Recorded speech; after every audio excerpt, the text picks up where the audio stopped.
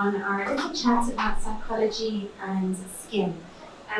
This is Anita. Anita, now introduce yourself and introduce yourself. Amazing. Hi, everyone. My name is Anita Bhagwandas. I am a beauty journalist, columnist at The Guardian. I work at part-time at Bhagwandas Traveller. And I've written a book called Ugly, which uncovers the history of beauty standards and where they came from. So I'm really interested to talk to you and find out more. But yeah, I thought it would be great to sort of talk about your experience, your career, and what's led you to this very room. So, for those people I haven't met before, I can see a few familiar faces. My name is Dr. Yusra Al-Mukhtar. My background is dentistry and head and neck surgery. I've been in the industry for over a decade. I've treated about 200 patients a week. A month. I've treated well over 50,000 patients. I have a real love for psychology and aesthetics for a number of different reasons. One of which is I'm married to a psychiatrist. And the second reason is really because I suffered with something when I was 8 years old, and I'll tell you about that. And that led me to a lifelong journey of understanding the skin-psyche connection, looking into the skin-psyche connection, and really a long research history looking into this, and just now culminating into creating a tool that helps us to better understand our patients. I have a clinic in London in Harley Street, and in Liverpool by the beach in Crosby, which is also on Harley Street. So that's a little bit about me. Amazing. Yeah, I'm very excited to hear more about this talk. It sounds incredible. So when it comes to our appearance, what do you think are the issues that consistently bother us? Okay, I think it's very much beauty is personal, and what affects one patient or one person may not affect the other. And I think one of the things that I see a lot in my clinic is when I'm treating my patients, what I like to understand is not just what bothers them or what feature it is that has brought them into clinic, but why and who the person is behind that feature, behind that smile. And I think unfortunately that's something that has been really overlooked in our industry. And I think it's really important to understand that the beauty and aesthetic industry is driven by a confidence crisis. And social media, in particular, is really a huge culprit in that. And it's very important as aesthetic practitioners that we are aware of trends and fads and the sphere of influence our patients are exposed to, because that drives them into clinic. And we saw that when Kim Kardashian a decade ago talked about having lip filler, Kylie Kardashian, and suddenly everyone was coming in looking for lip filler. More recently, a number of different influencers have spoken about dissolving their filler, and suddenly everyone's coming in talking about dissolving their filler. So patients will be influenced with what's going on in the media. Thankfully, it wasn't there when I grew up, but when I was growing up, what was around was American top model, and that was probably the worst thing for body image and self-esteem. So I am always aware of trends and what the sphere of influence is, because that will impact the patient's psyche and the patient's desire and what brings them into clinic. And I have a duty of care to safeguard my patients. And I do something called Face Fact Friday. Every Friday, I go online on my social media and I dispel myths, because I want my patients to be educated consumers and not trend chasers. And it's very important that you can differentiate between facts and fads.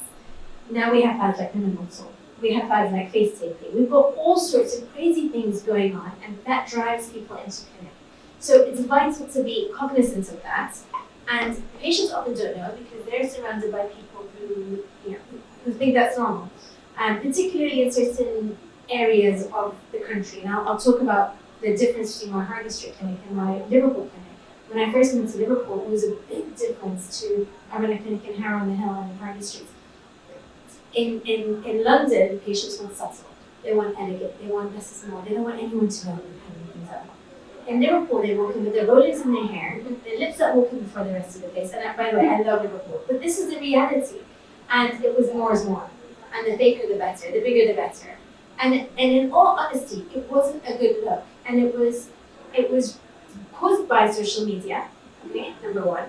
And number two, because what ends up happening is the beauty ideal becomes, if you don't have lip filler, you're not beautiful. And that's nonsense, absolute nonsense. And I often say to my patients, listen, I would look ridiculous if I had if I tried to put Angelina Jolie lips on my face, it wouldn't suit me.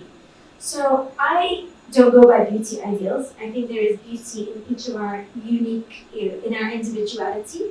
But I equally do not dismiss when there is a feature that bothers patients, whether that is a skin condition like acne, rosacea, hyperpigmentation, lines, wrinkles, whatever it may be. That if you are looking in the mirror and you don't like what you see, what happens inevitably is that impacts how you carry yourself. That impacts your confidence and your self-esteem and your well-being.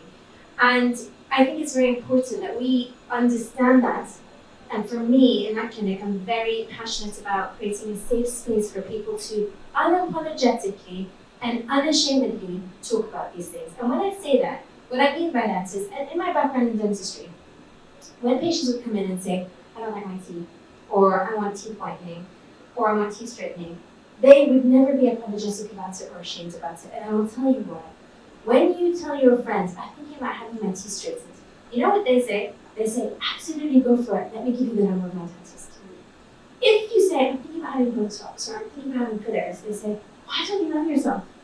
So there is a stigma associated with it, which results in shame, and that's something that I am passionate about removing. And there's a number of different reasons. One of which is, when I was 8 years old, I had an accident. I fell, I slipped on a bathtub and I cut my lip from the corner of the lip here all the way down to the chin. And I had to have 46 stitches. And the next day, my father is Iraqi, and like, if you know Iraqis, no nonsense, go straight back to school. So next day I was in school with these, literally my mouth sutured shut. I could not move, I had my upper and lower mouth like stitched together. And everyone was horrified.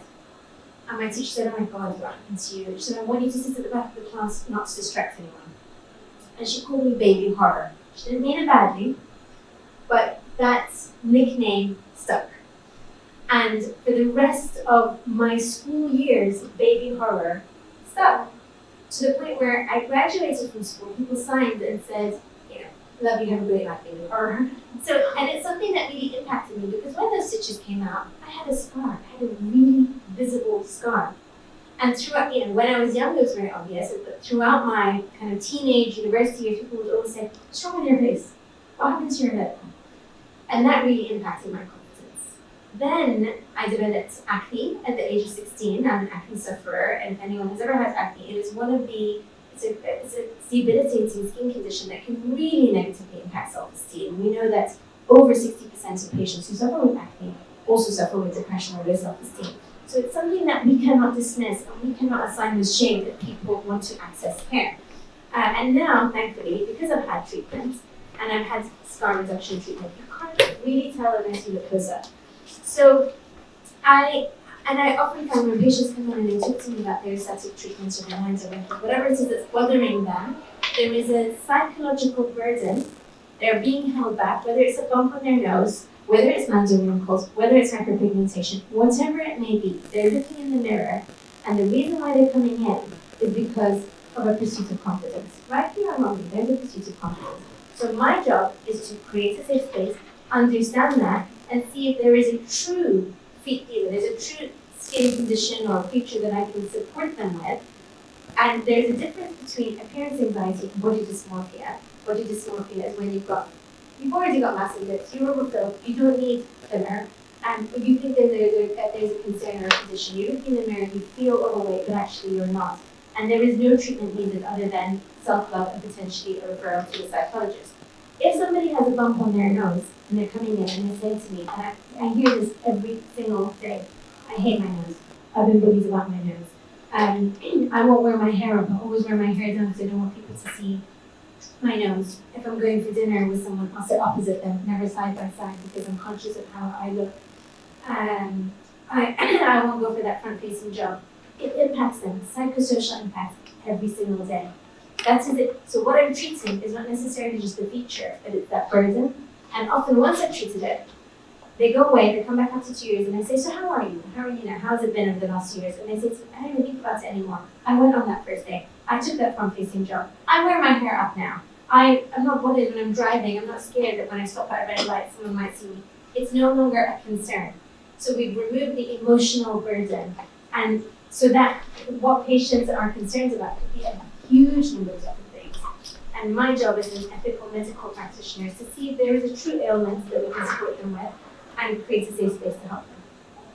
So is there often an emotional undercurrent to people you treat or people that come to see you? Almost always. I think so part of the psychological assessment tool that we created is called the anxiety assessment questionnaire that looks at 7 domains of psychological well-being, from appearance anxiety to impact on self-esteem, social interaction. We assess to what extent does this impact you and what's the why? Why do you want to have treatment? And if my patients come in and they say, oh, well, wait, it's because my best friend had it done. And, social media tells me I need to have it done. My answer is a loud and clear no. Okay, because if it's not something that you need, and it's a form of peer pressure, social media can be a form of peer pressure and creating this unrealistic beauty ideal. And I honestly believe that in 10 years' time, we in the West will look back and say, what have we done to women? And we look now, in a judgmental form, to the East, where in certain areas of Africa, women's teeth are chipped into little triangles, because that is what is deemed as aesthetically pleasing. That's their beauty ideal. And if they don't do it, they're not going to get married, so they will not continue to elevate through the social structure. And so they do it because that's what's deemed attractive. And we look at them and go, oh my God, look at that. Okay. In some areas in China, they crush women's feet to keep the feet small because that's what's deemed aesthetic. Okay. And if you don't do it, you are a deviation from the norm. You're unlikely to get married and so on. And in some areas in the East, they put rings around women's neck to elongate the neck. So in each culture, there are beauty ideals that can sometimes often put the patient at harm, the person at harm. Chipping your teeth is harmful, crushing women's feet is harmful. And we need to challenge those norms and educate people about them. And in the same way, as a medical practitioner, my oath is first do no harm. So if a patient is coming in to say, I want a treatment because of social media, and it's actually not something that they need, and I'm saying that they don't have an ailment, so to speak, then instead, it's an educational consultation. And we talk about how I reject beauty ideals. I don't think there is an ideal. I don't believe in this golden proportion. Not everybody needs high cheekbones and tapered chin. There's beauty in our individuality, and it's a whole different conversation. So, does that answer your question? Yeah, I think so, definitely. That sounds really interesting. So what do we, I know that you do a lot of research, so what would be great to know about what research there is to support how our appearance can affect our self-esteem? So for years and years, I think anecdotally we've all known that there is a skin-psyche connection. When we look good, we feel good, right? And that's an evolutionary thing. That's normal. There's no shame in that. When we dress up and we look in the mirror and we feel good, we think, I still got it. It's confidence boosting, right? And beauty is a spectrum, from getting your hair dyed to plucking your eyebrows to putting makeup on to choosing nice clothes to having treatment, so to speak. And from my perspective, the way that I run my clinic is not. I always say you can teach a monkey to inject, right? And if a patient comes in and says, can I have this done? And we just throw filler or toxin in without doing a facial assessment, without doing a psychological assessment, without having a discussion with the patient about the why, the goals, who they are, what's going on for them, then that's not medical. That's what differentiates me to nothing really then, right? So when a patient comes in to ask for treatment, I am duty bound to see if that treatment will be of benefit. And because that's how I run my clinic, what I find and what I've known for years and years and years is that when I do treatment, again, when patients come back and say, I feel so much more confident, I'm no longer bothered by it. They go from feeling literally not going on a date to being on TV, right? So that there is a huge evidence that the treatments that we perform on the outside have a profound and positive impact on the inside. But that has been largely anecdotal up until last year, when finally there's a research study that was published by Galderma that looked into the impact of anti-wrinkle treatment. And what they found was anti-wrinkle treatment can be used as a mode to treat depression, which is a psychological diagnosis, but also that when the patients have these injectables, there is a profound psychological uplift. So patients report more self-acceptance and improvement in self-confidence and self-esteem, and that's understandable. And we're not talking about distortion, right? Because I think we have all seen, and I think, bad news makes news. We've all seen filler that's gone wrong, or we've seen too much. We've seen patients or people, celebrities, who we look at them and think, oh my God, what's happened to their face? That is not the norm. That is the outlier. Because so many patients are walking around and they've had filler, you can't tell, it's undetectable. And that is the crux. That is where you find an artistic practitioner who will normalize, who will keep you looking like you're just the best version. So I think it's huge, and I think it's really important that we don't dismiss these impacts and we don't shame people. I think it's unfortunate that when patients want to have their teeth straightened, we as a society say, go for it. And the moment they say, I want to have my nose straightened, it's like, oh, why? There is this real dystopian here that doesn't make sense, and it's because of, again, societal norms. And I think people should be able to access care unashamedly, unapologetically, and of course seek treatment from a medical practitioner who will safeguard your well-being. But I think it's important to not dismiss that. And I have had so many patients who come to me and say, and they'll message me after and say, I put off having treatment because I was judging people when I was having treatment, so I couldn't do it. And now that I came to see you, I just look like me. They look like them, but my motto is fresh, not fake. Look good, not done. And on my wall, I have something that says radiance on the outside, promise on the inside, because we as an industry for too long have been future driven. Like, how can I improve this? How can I improve this? And it makes people almost think that they have to be in this constant race for improvement, otherwise they're just not good enough. And of course that's not true. So the idea, and I strongly believe that as an aesthetic industry, we are moving away from being focused on vanity alone to being focused on wellness, and that is called holistic care. So there's huge evidence, but of course ethics comes first, and you have to find a practitioner that is not afraid to say no. If you don't need something, no, right? Amazing. And we spoke a little bit about this earlier, but are there any key stages in our lives that might contribute to significant skin changes, that really can affect your self-confidence? I think the two largest changes in people's lives are in their teens, so adolescence. If anybody has any adolescent children, you will know that they are influenced by social norms and social media, very dangerous, and I would say really be very mindful of that and try to safeguard your children from access to that. But menopause and perimenopause is huge. And over the last decade, I have grown with my patients. I've held their hand through all of their life journey, from when they first met their partners and considering, do I marry him, do I not marry him, is he a keeper, do I get rid of this guy? I've seen them formulating long-lasting relationships, them having their children, them going through their divorces, them going through perimenopause. I've held their hand throughout all of these life phases. And what I found was, particularly over the last, as I'm getting older, my patients are also aging, and they come in and I can see a change in them, a psychological shift. And I say, why do you want this treatment? And they say, I just don't feel like me, I look in the mirror, I feel like I've lost myself. And I say, okay, what else? And it's digging. My consultations are 1 hour long. Okay, that's a long consultation in the world of aesthetics where it's a conveyor belt in some cases, and I don't want to connect like that. Because I want to seek to understand the patient. And slowly but surely we peel back the layers, and then they start to cry. And they say, I'm just suffering at the moment. And I've gone to my GP, and my GP has given me some antidepressants and told me to crack on.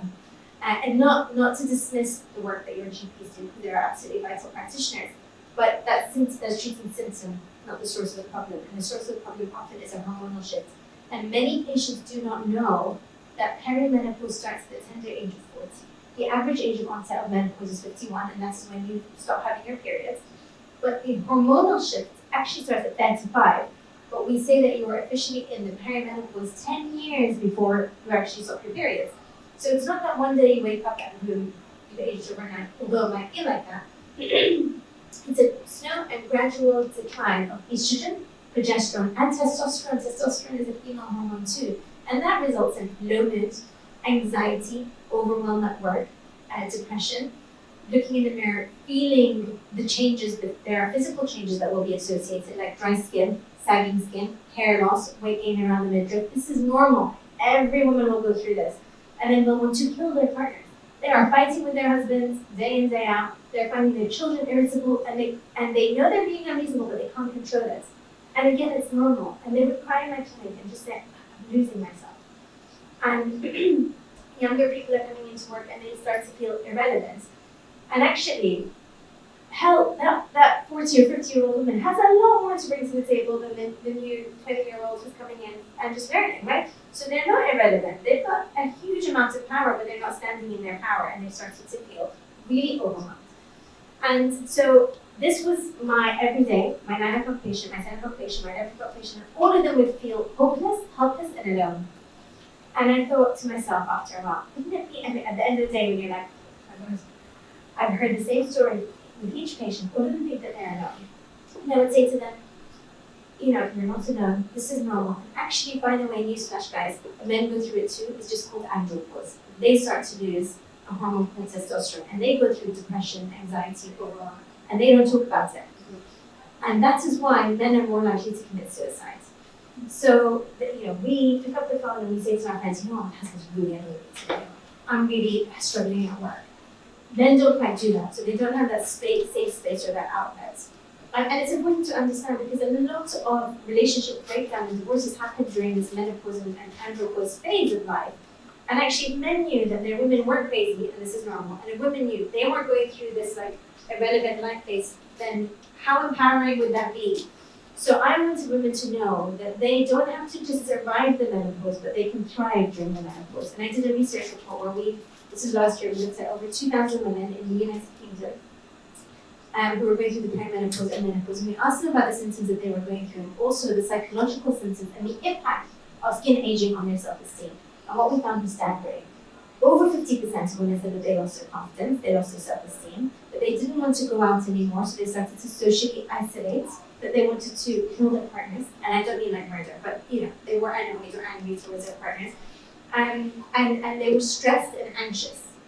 These are significant emotions that we cannot dismiss. So we asked them, why are you seeking treatment? And again, it was the pursuit of confidence. So perimenopause is one of the huge drivers for women coming into clinic. They will start to notice, sagginess around the jaw. They will start to notice heaviness of the brow. They will start to feel less confident. They'll start to notice hair thinning, and they want to do something about it. And that's okay. But my conversation with them was also about how can we help you with your hormone balance. And that might be lifestyle medicine, that might be hormonal replacement. It depends on the patient. But it's, again, this holistic assessment. And I have a podcast, it's called Aesthetics and Wellness by Dr. Yusra. We talk about these lifestyle changes that women can make that can really help them to thrive and not just survive during perimenopause. So I would really encourage you all to go and listen to that. And also on the website, dryusra.com, you can actually access the menopause skin report. So if anyone's going through this or knows a friend that's going through this, go in there, download the report, it's free of charge, and it talks about facts, not fads, so that you don't go seeking treatment you don't need. Because what happens, unfortunately, is when women are going through a vulnerable life phase, there are people who will capitalize on that. And you need to safeguard yourself from that, and not go in and have treatments that are neither necessary nor helpful, that will waste your hard-earned dosh, and that will negatively impact you. So this helps to decipher that. It's just a factual report that you can access, and I think it's very, very helpful, and I hope you find it helpful. So on that note, there are a huge amount of treatments available for people to try. What's your advice to people who are about to embark on an aesthetic journey? First and foremost, know that this is an unregulated industry. And because it's an unregulated industry, it's dangerous, okay? Any Tom, Dick, and Harry can buy filler online and inject it into your face. And I'm talking about eBay, and I'm talking about, I love my plumber, but I'm not a plumber, and I can't come and plumb your house or build your house. So you must find someone who's regulated, who's a medically qualified practitioner, who understands anatomy, and who procures and utilizes safe products in your face. So I think a medical practitioner is very important. And within the treatments that you offer, where does Galderma's portfolio of products kind of fit within the work that you do in clinic? So have you guys heard of Galderma? Galderma is a brand that make some skincare and Cetaphil, you heard of Cetaphil? So they make Cetaphil, they make elastin, and they make a brand of fillers called Restylane and Sculptra. And they come in different densities. They've been around for over 25 years. They have a robust safety profile, a very low risk profile. They have hyaluronic acid gels that are very similar to your own natural hyaluronic acid. And they can be utilized for structural deficits or structural concerns like loss of volume in the cheek, recontouring a nose, treating a weak chin. And then they have skin boosters. I've had a skin booster treatment 5 days ago that helps to improve and enhance your hyaluronic acid content that can help with radiance, pores, fine lines and wrinkles, and just help to give you healthy skin, but not necessarily change the shape of your face. Because we're not one size fits all, we don't all need to look the same. We're not clones of each other. So there's a whole range of different density and types of fillers that can be used to address your needs. And then there's also biostimulators. Sculptra is a biostimulator, which is for patients who maybe don't want fillers, but they want to enhance their collagen production. And so that's a really, really fantastic product. It's been around for a long time. We use that a lot to stimulate new collagen. That was a sneeze, sorry. And just finally, what can we do to sort of reframe the narrative around what healthy, hydrated skin looks like and feel confident in our appearance every day? Great question. I'll summarize this as fast as I can. Skin is an organ. It's your largest organ. And there is definitely a skin-cycle connection. Your skin will change. It will fluctuate according to the weather. It will fluctuate according to your hormones, that time of the month. And there is no such thing as perfect. Everybody has pores. Everyone has lines and wrinkles. And your lines and wrinkles tell a story. Your pores are there to serve a function. I promise you, and I am someone who treats celebrities and influencers, nobody has perfect skin. And filters are probably one of the worst things that you can do for your self-esteem. So please, be really mindful of what you're consuming on social media, and even your own use of filters, because you reset your own ideals and you start to seek something that is not realistic, not achievable, and not the norm. Healthy skin, and I've Googled this online, when you Google what is healthy skin, it says smooth and clear. That's nonsense. You don't need to have poreless skin or this idea of glass skin, this inanimate object. We're not glass, we're human, living, breathing souls. So I think reframe your idea of what healthy skin looks like and understand that healthy skin is also impacted by what you do, what you eat, and your everyday. So treat your skin with grace, treat your skin with love. And if you do have a pathology, acne, rosacea, hyperpigmentation, it's okay to treat it. There's no shame in that side. Amazing. I think that's a perfect place to leave that. That's a great note to end on. Thank you so much. My pleasure. Thank you.